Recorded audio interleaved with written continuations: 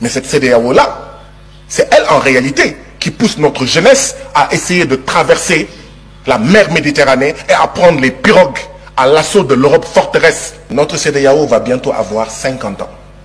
Ça sera l'année prochaine, un demi-siècle. À la veille de ces 50 ans, nous avons le retrait de 3 de nos membres. Voilà le bilan de la CEDEAO. Depuis un certain temps, la CEDEAO est dans une situation inquiétante par rapport au retrait de 3 de ses États membres. Pour en savoir plus sur cette affaire, restez jusqu'à la fin, et n'hésitez pas à vous abonner et à cliquer sur la cloche de notification pour ne pas rater mes prochaines vidéos. Merci beaucoup, Madame la Présidente. Monsieur le Président de la Commission de la CEDEAO, chers collègues, bonjour. Monsieur le Président, depuis quelques jours ici, nous écoutons les rapports des différents pays. Tous les pays disent qu'ils ont des problèmes de santé. Tous les pays disent qu'ils n'arrivent pas à nourrir leur population. Tous les pays disent qu'ils ont des problèmes d'école. Tous les pays, même là où il y a les djihadistes des États-Unis, même là où il y a l'armée française, disent qu'ils ont des problèmes de sécurité. Je n'entends pas dans le rapport des réponses à ces problèmes. Je n'entends pas dans ce rapport une prise en charge de ces problèmes. Monsieur le Président de la Commission de la CEDEAO. Monsieur le Président de la Commission, c'est hier, dans la journée, il y a moins de 24 heures, que nous avons reçu votre rapport de plus de 80 pages. Vous comprendrez qu'il y ait eu, dans un premier temps, 16 inscrits. Vous voyez, il y a 36 présents sur le total des députés de la CEDEAO. La CEDEAO n'est plus attrayante, même pour ses membres, même pour ses députés. Monsieur le Président, je voudrais savoir, est-ce que ce sont les services du Parlement ou vos services qui ont fait que c'est à moins de 24 heures que nous avons reçu ce rapport?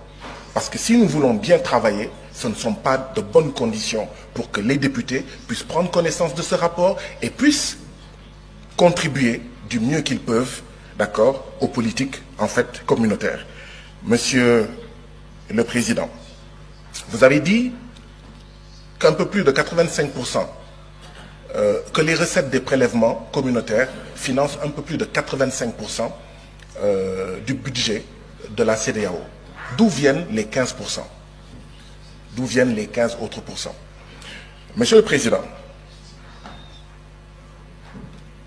notre CEDEAO va bientôt avoir 50 ans. Ça sera l'année prochaine, un demi-siècle.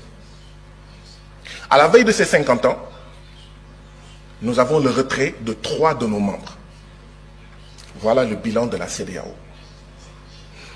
Nous nous attendons à avoir un discours d'électrochoc, mais pas un discours qui nous fait rester dans notre sommeil.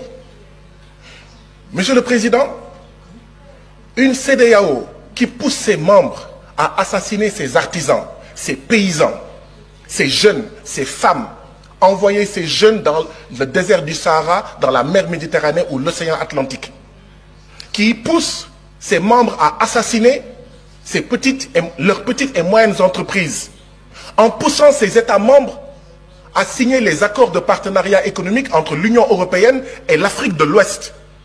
Et tout le monde savait que les accords de partenariat économique, c'est la possibilité pour 85% des marchandises de 27 États de l'Union européenne d'entrer dans nos pays sans payer de droits de douane. Comment est-ce qu'on va régler la problématique du chômage? Comment on va régler la problématique du Sénégal où le taux de mortalité des petites et moyennes entreprises est de 64%? Et je suis persuadé que c'est à peu près pareil dans tous nos pays.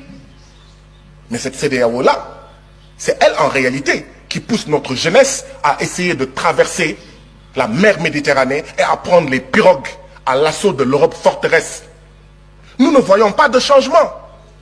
Cette CEDEAO qui pousse nos pays à maintenir les bases militaires françaises, à accueillir les djihadistes et d'autres armées d'occupation, parce que cette CEDEAO ne nous aide pas, n'aide pas nos pays, comme le Mali, comme le Burkina, comme le Niger et comme d'autres pays, à faire face à la sécurité. Voilà ce que c'est que la CEDEAO. Mais qui va rester dans un mariage pareil? Un homme et une femme sont mariés. L'homme prend ses bagages et part. La femme dit à son mari, tu vas revenir par la force, viens. Non, c'est de dire, mon mari, pourquoi veux-tu t'en aller? Et on pose les problèmes. Je ne sens pas cette démarche, Monsieur le Président. Et nous devons aller vers cette démarche. Refondation ou mort de la CEDEAO. Voilà où on en est aujourd'hui. Transformation structurelle ou mort de la CEDEAO. Changement profond ou mort de la CEDEAO. Voilà où nous en sommes, Monsieur le Président. Si on ne fait pas ça, la jeunesse de l'Afrique de l'Ouest, dans les villages, dans les quartiers, ne veut plus de ça. Dit que cette CEDEAO est une CEDEAO des chefs d'État et non des peuples. Et ça ne sert à rien de dire non, non, non, non, non, non, non. Il faut changer par les actes. Que cette CEDEAO soit une CEDEAO des peuples, que ça soit attrayant. Madame la Présidente, j'aurais suggéré qu'il y ait un minuteur. Dans nos différents parlements nationaux, il y a un minuteur, d'accord, qui montre... Votre temps de parole est épuisé. Pourquoi? Pourquoi? Pourquoi? La CEDEAO qui est censée être... Honorable Baba Sall, Honorable Baba Sall, vous avez la parole.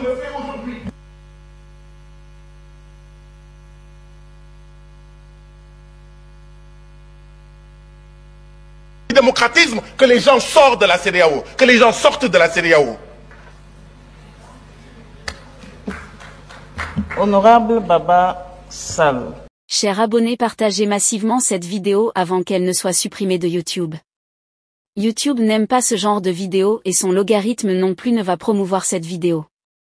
Donc partagez massivement pour réveiller la conscience des Africains.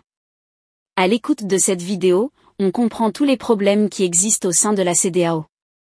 Beaucoup ne comprenaient pas ce qui a motivé les 3 dirigeants de l'AES à créer cette organisation. Nous pensons qu'après avoir regardé cette vidéo, plusieurs personnes comprennent de façon détaillée ce qui a amené Ibrahim Traoré, Assimi Goïta et le général Tiani à créer une autre organisation à part entière pour résoudre les problèmes dont leurs peuples font face.